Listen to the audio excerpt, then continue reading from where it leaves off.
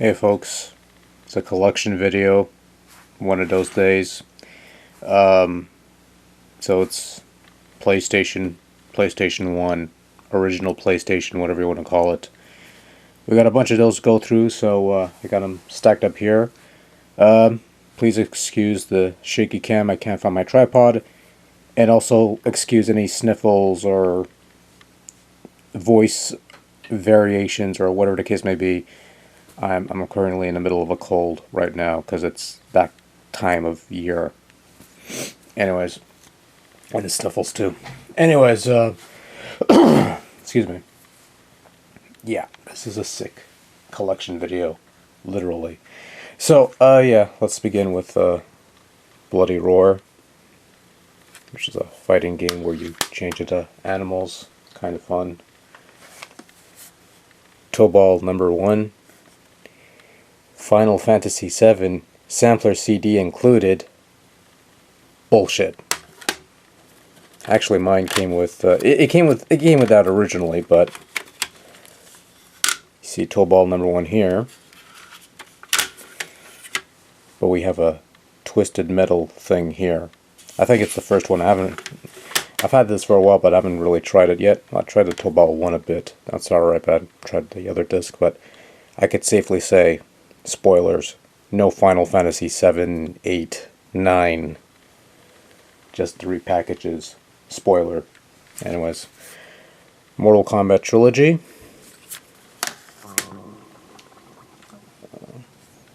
Soul Blade. Originally Soul Edge. Eventually evolved into Soul Calibur. Got Tekken for $9.99. Tekken 2, which I like a little better. Got Tekken 3, which I like a little better. Very insightful commentary there. Battle Arena Toshinden. This is how much I paid for. Probably not even that. Anyways. Dead or Alive. The first one, where the boobs really bounced. X-Men Mutant Academy, featuring costumes from the movie, because this was released when the first X-Men movie came out. I guess that was a thing. X-Men Children of the Atom, based on the Capcom fighting game. Not a particularly good iteration or a conversion of that game. It's from Acclaim. That should tell you everything, except it really doesn't. Yeah, Marvel Superheroes. This is a little better. This is Marvel vs. Capcom, Clash of Superheroes. Marvel vs. Capcom was normally a 2-on-2 fighting game, but that was kind of impossible to do here unless you played the same. Anyways, you don't care. That deserves a video of its own one day, I guess, I suppose. Capcom vs. SNK Pro. Fun fact, I probably bought this and a couple other games before I eventually got the PS1, the mini console, which I've got stored away elsewhere, but it's alright. Not the best version. That's probably on the Dreamcast. King of Fighters 99.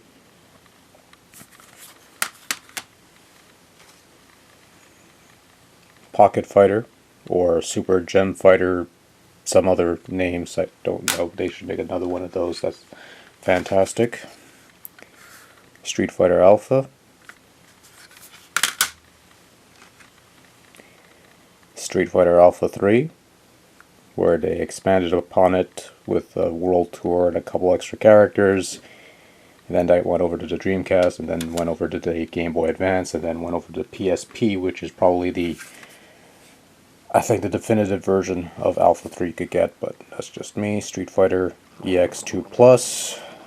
It's the 3D Street Fighter, and everybody bitches about Street Fighter never being in 3D, but then Street Fighter 4 came along and everyone is fine with that. Don't give me that 2.5D shit, you know, there's no you don't. Anyways, it's alright. Street Fighter Collection, which contains Super Street Fighter 2, Super Turbo, and Street Fighter Alpha 2 Gold. Therefore, MTV Celebrity Deathmatch. Like the show. The game could go fuck itself for all I care. It's not a good game. And I also have the PS2 version, which is only slightly better for what it's worth. WCW versus the World.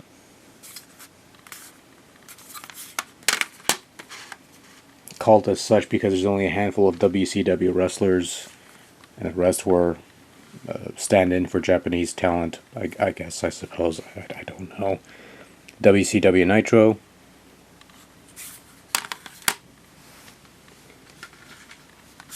WCW NWO Thunder. It's just like Nitro, except it has an updated roster and a cage match. It's neither of them are really any good. But WCW Mayhem from Electronic Arts, because once upon a time Electronic Arts actually had a hand in wrestling games, and Mayhem was not that bad. And then they shit the bed with Backstage Assault, which got rid of the wrestling ring and took place backstage, and that was shit. WWF WrestleMania, the arcade game, based on the Midway arcade game. WWF In Your House, like the WrestleMania arcade game, except it wasn't based on an arcade game, and it was kind of shit. WWF Warzone, featuring Stone Cold Steve Austin.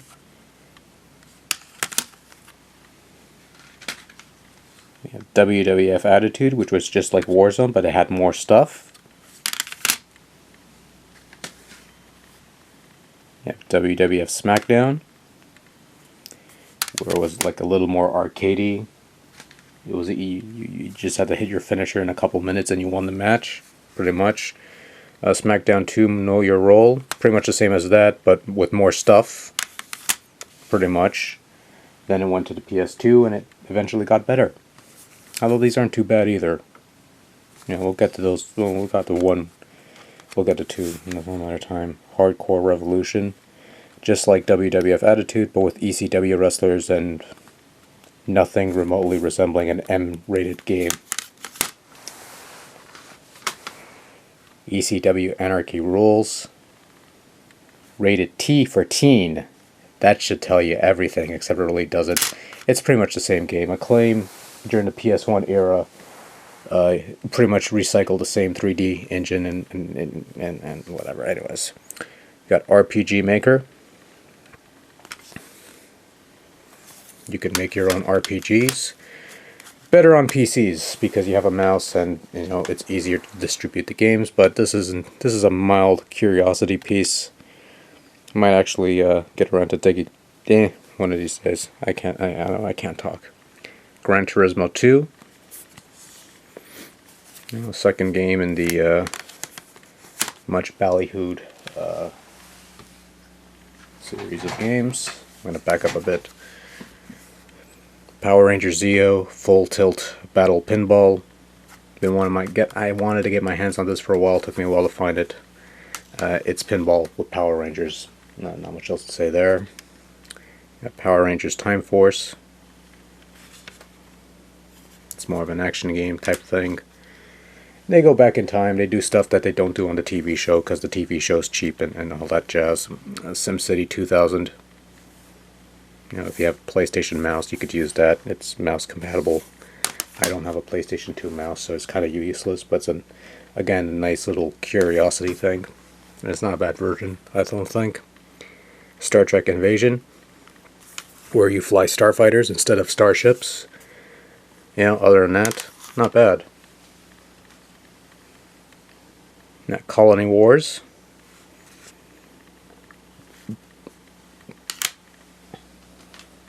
Like that one so much that I bought the sequel, Colony Wars Vengeance.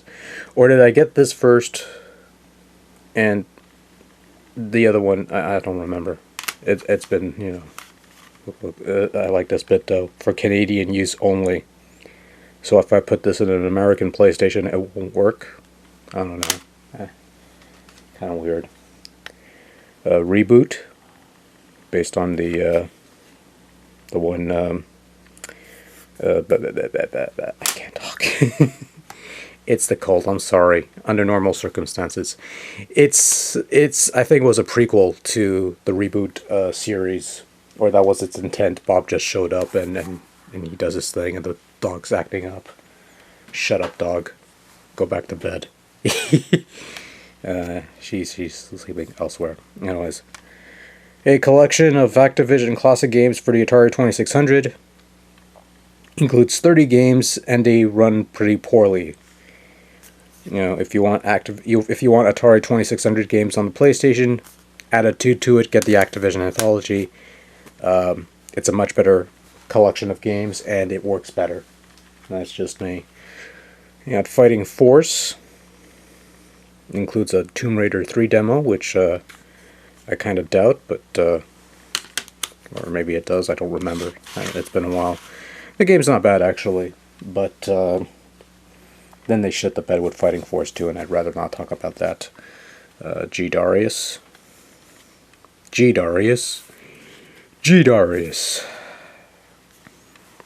It's a Darius title. Your mileage may vary. I like the shooters there. They're fun. Star Wars Episode 1: The Phantom Menace includes Star Wars Duel of the Fates music video. Yeah. The soundtrack was probably the worst thing we could have done, was buy the soundtrack. Because, I'm going to digress for a bit here.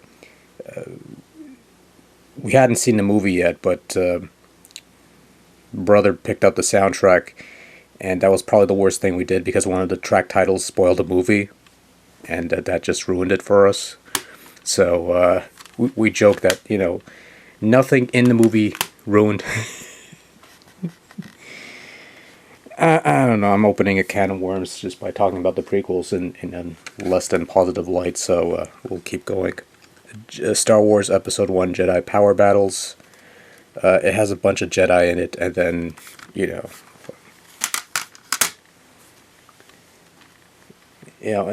here's the funny thing, though. It's like, I remain convinced that the only purpose of the Jedi is to be a plot device and die off, which sort of explains why, you know, Episode 7, there's only like a handful of Jedi, or if any at all. You know, because, you know, you have the end of Return of the Jedi, and you have the promise of Luke. He's going to start a Jedi Academy somewhere along the way, but they're all dead, and I don't know. I don't think anyone cares. Anyways, I'm rambling at this point. Star Wars Demolition. It's like Vigilante 8, but with Star Wars vehicles. Yeah, that sort of thing. Star Wars Dark Forces, a custom PlayStation edition. It's a custom PlayStation edition. It supported the PC game, the shooter, the Doom, the thing with the Jedi engine or something. I don't know. It's the one before Jedi Knight, so that's the best way I could describe it. Star Wars Rebel Assault 2: The Hidden Empire, the custom PlayStation edition. They changed a couple of graphics. Some of the ship models look a little brighter, but playing the PC original, I think it might be a positive. We'll get to that somewhere along the way. Star Wars Masters of Taras Kasi, or something. It's the Star Wars fighting game where lightsabers don't cut your opponent's limbs off, and as a result, it kind of, I don't know, it's questionable. I don't like it, but it has its fans like any other game would. Dino Crisis. That's the survival horror. You know, it's like Resident Evil with dinosaurs, I guess, would be the simplest analogy, but I don't know. Anyways, you got the Resident Evil Director's Cut, which now supports the DualShock analog controller, because before it didn't, but now it, you know, when they did it, they re-released it as a greatest hits, and it became a DualShock support thing. Resident Evil 2. It's a greatest hits version, which they added a couple things, because of course they would. Sorry.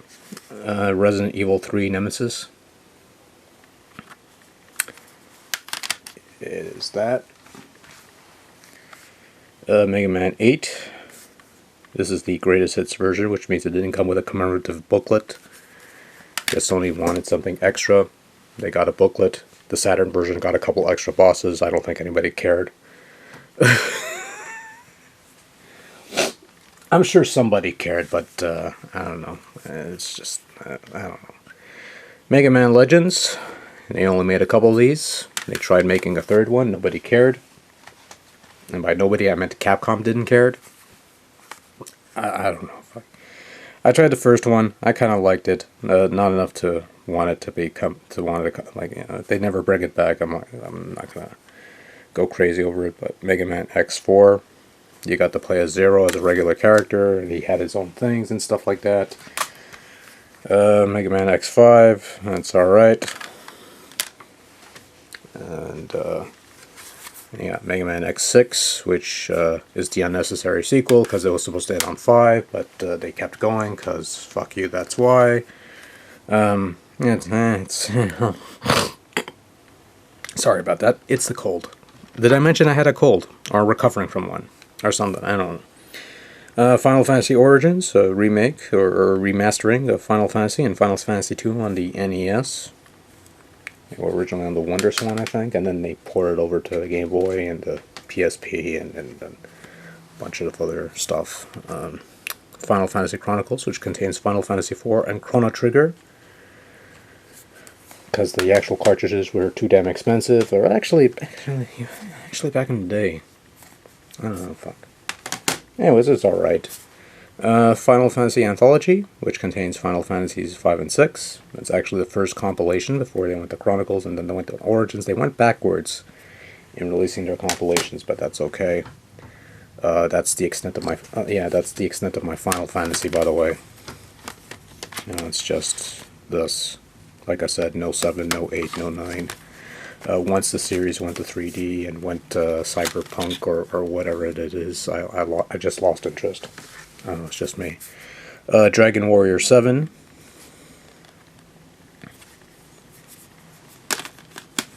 I like the Dragon Warrior series, the early ones, the Dragon Quest, whatever you want to call them.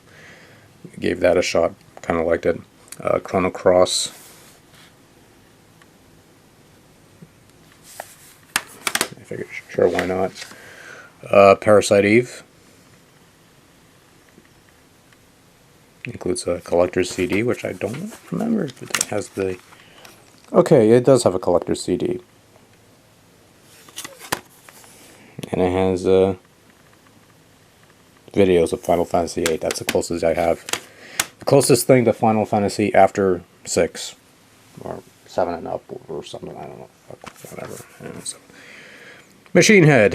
This is kind of an interesting game. And that's all I've got. Kind of an interesting game. That's all I got. Namco Museum Volume 3 has Ms. Pac-Man, Dig Dug, Galaxian, Pole Position, Fozon, Draga. You know, I've been wanting to try and find the other ones, but apparently a couple of them are expensive, and I don't know, the other Namco Museum collections that I got laying around pretty much cover those bases, I think. Ready to Rumble Boxing. I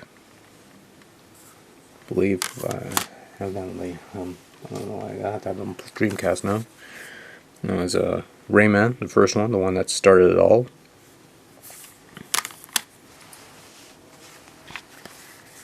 Ball Blazer Champions, which is an update of the old Lucasfilms games Ball Blazer, which I have on the 7800. Is probably one of the better titles on the 7800. This one's it's a little not as good, but it has its own thing. Spawn the Eternal, nice foil cover. The rest of the game, not so nice. Anyways, next up, moving up, Spider-Man. That's alright. It's Batman and Robin. It's from Acclaim. That should tell you everything, except it really doesn't. I've only sampled that for like an hour or so, and you know, never really touched it again. Should probably give it another shot. To the forehead. Independence Day, based on the movie. Is the sequel going to have a, I don't know. Anyways. Tomb Raider, the first one. The box is falling apart. I'm going to fix that soon. Anyways, moving right along. Super Puzzle Fighter 2 Turbo. Fun game. Tetris Plus. It's Tetris. It's always fun. The next Tetris. That's also kind of fun.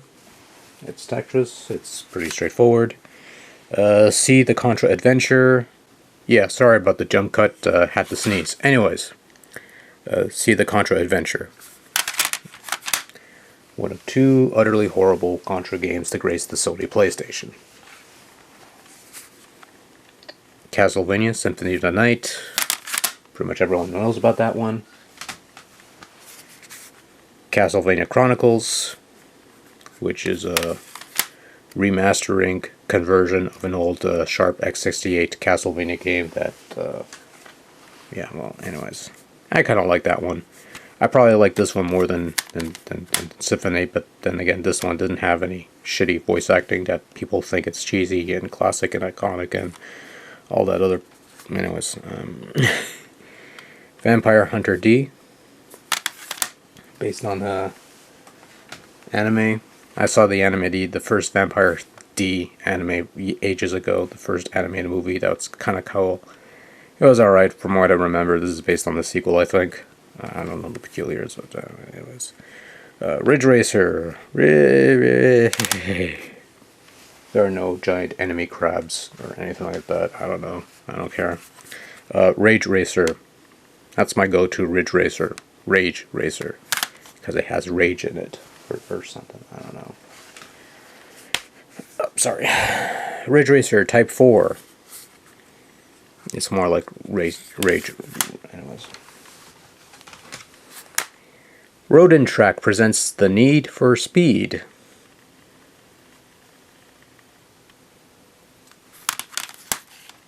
Yeah. Need for Speed High Stakes, and then, you know, Need for Speed is familiar fare to anyone today because it's a big franchise and it has a movie for some reason. I don't get the point of a Need for Speed movie, though, in all honesty. You already have Fast and Furious, and now, yeah, I don't know. Anyways, the movie came out, I'm sure it did well or something, I don't know. I don't care. Next. 007 Racing. You drive cars. And you shoot stuff. And it's not very good. Sorry, it really isn't. Speaking of not very good, VIP. QuickTime. Enough said.